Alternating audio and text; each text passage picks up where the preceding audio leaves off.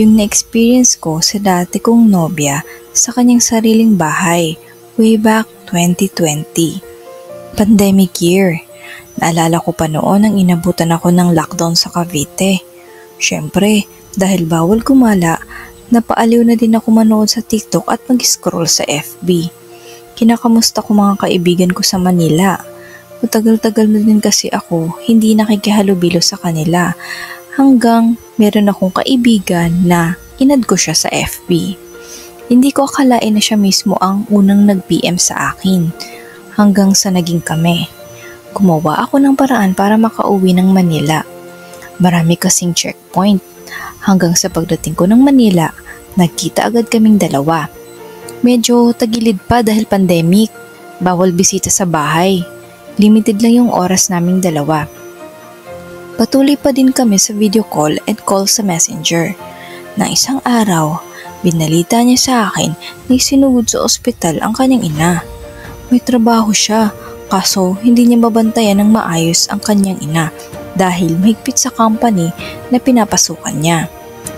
Nagsuggest ako na okay lang sa akin na ako magbantay. Salitan kaming dalawa.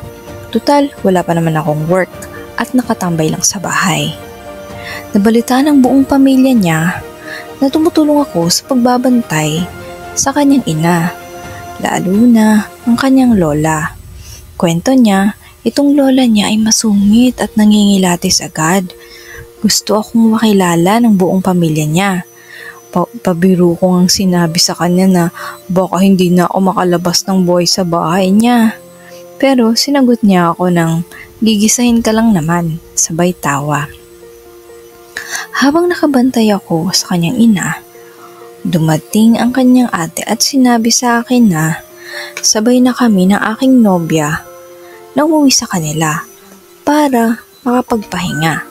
Nagpaalam naman ako kaagad sa ate niya. Pagkarating namin sa bahay niya, sinalubang agad ako ng masungit na tingin ng kanyang lola. Pero maayos nila akong kinausap. Hindi ko naramdaman na ayaw nila sa akin hanggang sa ang kanyang lola na ang nagsabi na matulog na ako sa bahay dahil gabi na at delikado na sa labas. Ngumiti naman ang aking nobya na may kahalong pagtataka. Sabi ng aking nobya, ngayon lang niya nakita ang kanyang lola na hindi nagsugit at nagmaldita.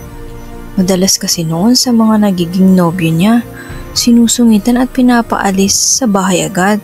Siyempre, ako natuwa dahil naisip ko baka boto agad ang kanyang lola sa akin. Fast forward, nakahiga kaming dalawa ng nobya ko sa kama. Nakasara ang pinto. Nanonood lang siya ng video clip sa Facebook. Ako naman, medyo nakikiramdam sa paligid. Hindi ako mapakali, pero hindi ako nagpapahalata sa kanya. Hanggang sa nauna na siyang natulog sa akin. Ang ginawa ko, pinilit ko na lang matulog. Habang nakapikit ako, may nararamdaman akong may parang tumatakbong paa sa likod ko. Paulit-ulit iyon na parang sinasadya. Pabalik-balik lang siya. Pero hindi pa din ako gumagalaw. Huminto yung tunog na tumatakbo sa likod ko at maya-maya yung kalendaryo sa gilid ng kwarto niya, narinig kong pinapalo ng tunog kamay. Alam niyo naman siguro kung anong tunog nun. Imposible na nobya ko yung gumagawa nun dahil katabi ko siya natutulog. 3 hampas sa kalendaryo yung naririnig ko at bigla na naman nawala ang ingay. Sa hindi ko inaasahan, nakaramdam ako na parang may nakahawak sa aking balikat. Nakapikit pa din ako noon pero gumalaw ako ng dahan-dahan sa aking pagkakahiga. Alam mo yung may nakahawak na kamay sa balikat nyo pero mahigpit? Ganun na ganun. Pakiramdam ko pero di ko pa din binubuksan ang mga mata ko. Takot na takot ako ng mga oras na yun. Dahil walang ibang tao sa kwarto kundi kami lang ng aking nobya. Hanggang sa nawala yung pagkakahawak sa balikat ko. Parang ayaw ako nito patulugin. Parang ayaw na ako dito sa bahay. So hindi ko inaasahan, biglang umalog yung unan sa uluhan ko. Doon na ako dumilat at pagkadilat ko, akala ko yung nobya ko yung gumagawa nun pero hindi. So, follow more for part 2.